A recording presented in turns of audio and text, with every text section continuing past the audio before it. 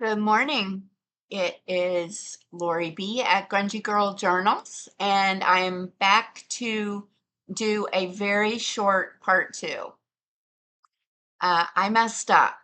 I I got this far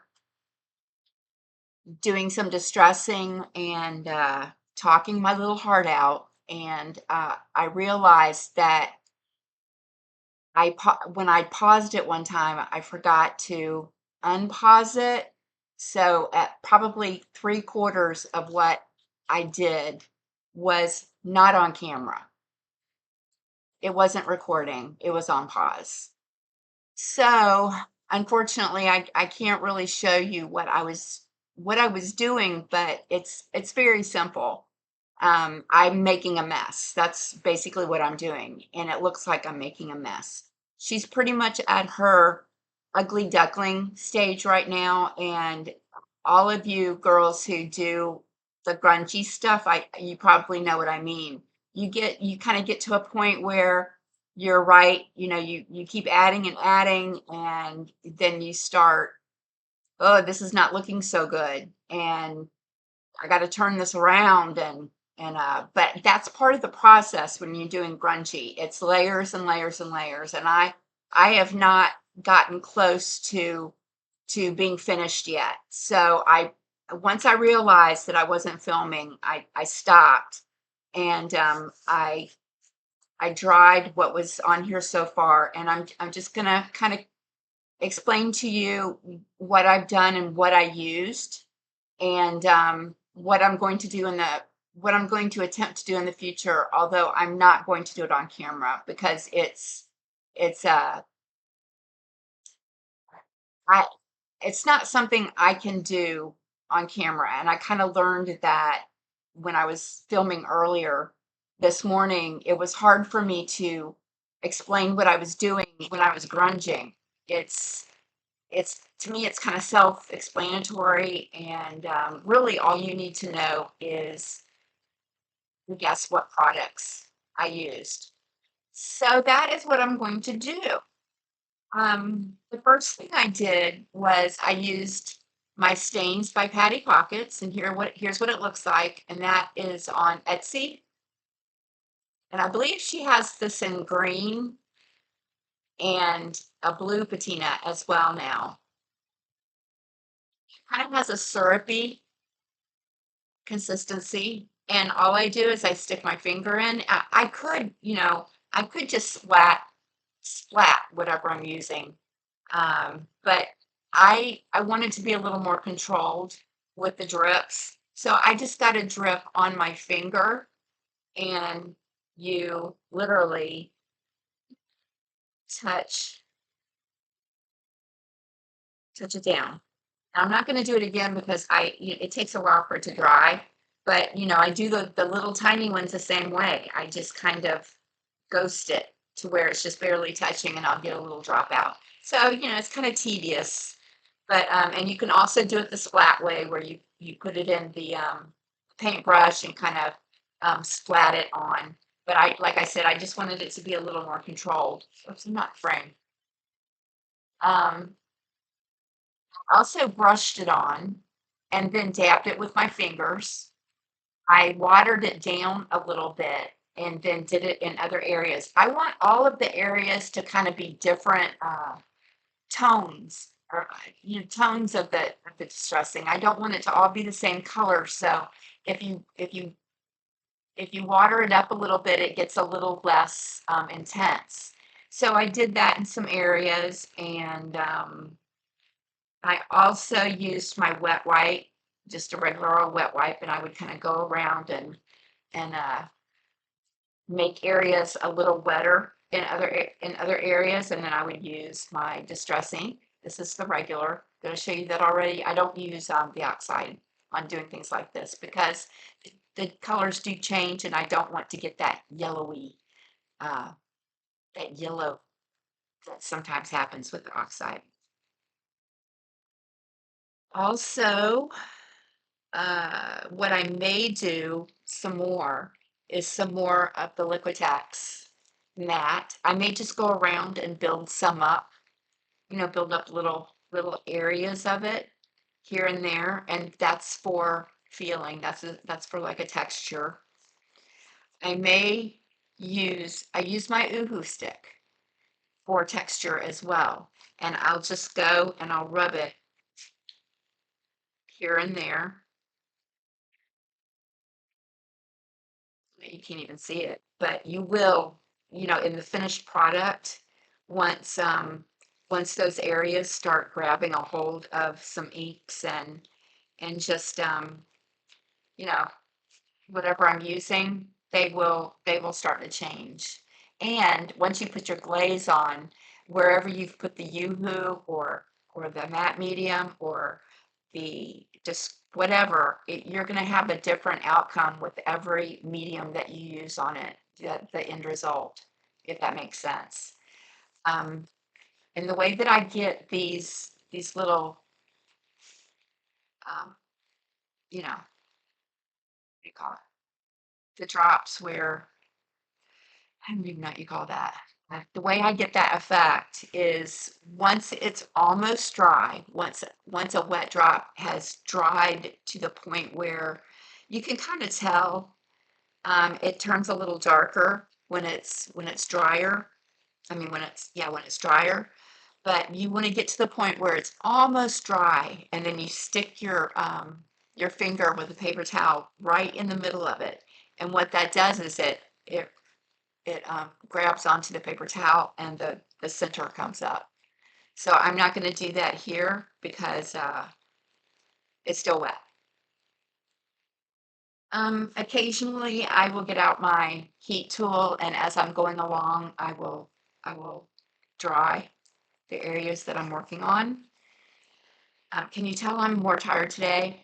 Um, Yesterday was a pretty good day for me. I feel like I got a lot done, and although I didn't have an extra amount of energy. I felt like I had just enough to do what I was doing, but today I don't. Um, Struggling a little bit. So that's why this is going to be short, and I apologize for that. Um, Now, I did use my inks. I did use some of the glaze, the distress glaze in this area. I'm not happy with this area at all. I do know that it will change as I go along. I don't know. I'm just not happy with it. And I used my Stains by Patty Pockets to make my cup rings, and all I did was just I used the lid, just my finger around the edges and made my rings. I actually like those better than doing it with tea or coffee, because they stand out so nicely and you get like a nice you know variety of saturation. And now, you know what I'm going to do? I'm just going to go ahead and, because that is wet, I can take that off.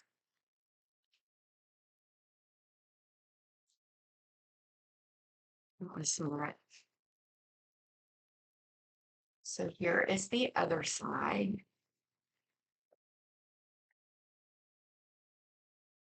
And I didn't want to go up into the writing.